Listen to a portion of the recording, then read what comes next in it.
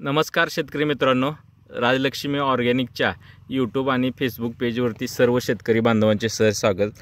आज आपण सांगोला तालुक्यातील गौडवाडी या गावी शेतकऱ्यांच्या भेटीसाठी आलेलो आहे।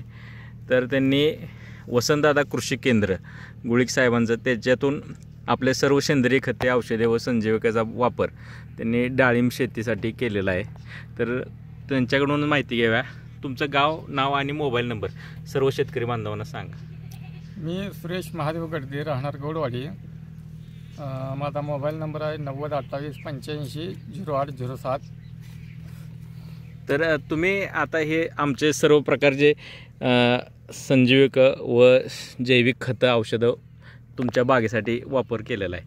तर तुम्ही सर्व शेतकरी बांधवांना काय सांगू शकाल, कसं आहे वापरल्यानंतर? नाही, सर्व शेतकऱ्यांना मी एवढं सांगू शकतो की जैविकला जोड नाही। हां, जैविक वापरल्यामुळं शेतीचं फारसं नुकसान होत नाही आणि आपल्याला पाहिजे तसा रिझल्ट मिळू शकतो। रासायनिकपेक्षा डबल यात रिझल्ट आहे, फक्त ही शेतकऱ्यांच्या लक्षात आलं नाही अजून। हां, जेव्हा शेतकऱ्या लक्षात येईल तेव्हा शेतकरी आपोआप सेंद्रियकडे वळणार आहे। तर तुमच्या परिसरातील सर्व बरेचसे शेतकरी असे आहेत की त्यांनी केमिकल शेतीवरती भर देत आहेत। आता वसंतदादा कृषी केंद्राच्या माध्यमातून गौडवाडी या जैविक शेतीकडे शेतकरी वळत आहेत। तर तुम्ही काय त्यांना सांगू शकाल? नाही, शेतकऱ्यांनी तातडीनं अजून जमिनीचं नुकसान न झालं, अजून झालेलं नाही, तोपर्यंत शेतकऱ्यांनी जैविक वळणं गरजेचं आहे। शेतीचा अकाउंट किंवा शेतीचा पेज पाक कमी झाल्यानंतर पुन्हा ह्याच्याकडे येऊन पुन्हा ही औषध ओतून सुद्धा 2-4 वर्ष लागणार आहे ती शेती सुधारायला। त्याऐवजी अजून शेतीत जमीन चांगली आहे, माती चांगली आहे, तोपर्यंत जैविककडे वळावं। तुम्ही जे आतापर्यंत हे जीवामृत slurry, NPK consortia, soil charger, organic carbon आणि सायझर 54 हा आणि साईज 52 वजन वाढीसाठी हे प्रोडक्ट सगळे वापरलेत। हो, वजन वाढीसाठी। कसा काय अनुभव तुम्ही सांगू शकता? हा, शेतकरी आता समोर दिसतेच, बघतेच ना। हां, आज जवळजवळ 300-350 ग्रॅम साईज झालेली आहे।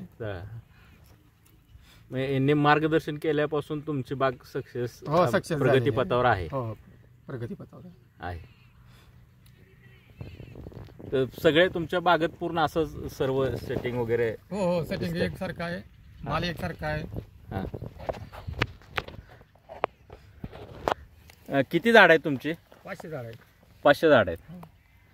आता म्हणजे लागण करून किती वर्ष झाली बाग तुम्ही? हे दुसरं पीक आहे। दुसरं पीक आहे। म्हणजे पहिल्या पिकापासून जैविक शेती तुम्ही करता? जैविक शेती, त्यामुळे तुम्हाला चांगला रिझल्ट आलेला आहे। रोपं लावल्यापासूनच जैविक वापरतोय। हां, तर वसंतदादा कृषी केंद्राचे गुळिक साहेब आहेत, तुम्ही काय अनुभव सांगता त्यांचा? ही एक व्यक्ती अशी व्यक्ती आहे, ह्या माणसाला कुठलंही आज जर सांगितलं आज वापरायचं आहे म्हणलं तर हे 10 मिनिटात आणून सोडणार असा हे माणूस मला ह्या गावात पहिला मिळाला।